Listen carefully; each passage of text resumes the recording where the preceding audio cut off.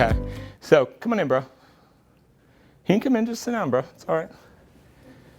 It's Kelvin. I love Kelvin. So it's important to know who you are. And I'm not going to call him out, but I'll tell a story about him in a minute. Because I'm going to put the camera on him, but I want you to take a look at him and see who he is, all right? So and I'm going to tell the story, but I'm not going to call him out by name. We were working at a company, okay, goes into telling who you are, and they were teaching him how to sell real estate. And he wasn't doing very well. And I said, okay, tell me how they're teaching you. And he told me. And I said, well, no wonder you're not doing well. Look at you. You're beautiful, but they're teaching you to sell real estate like a middle-aged white dude. And clearly, that's not what you are.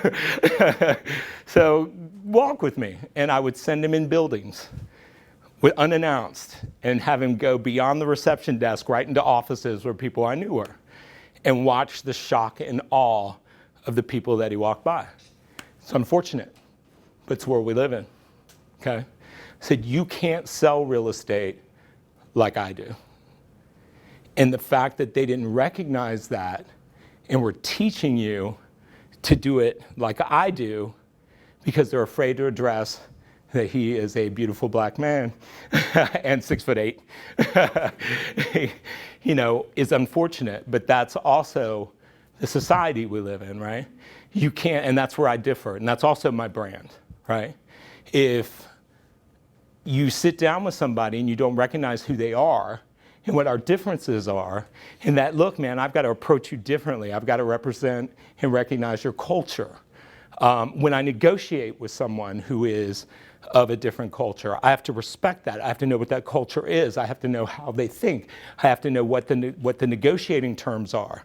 If you don't have enough confidence in yourself to go, look, I think differently than you, being American or being whatever, and you negotiate differently than me, all right?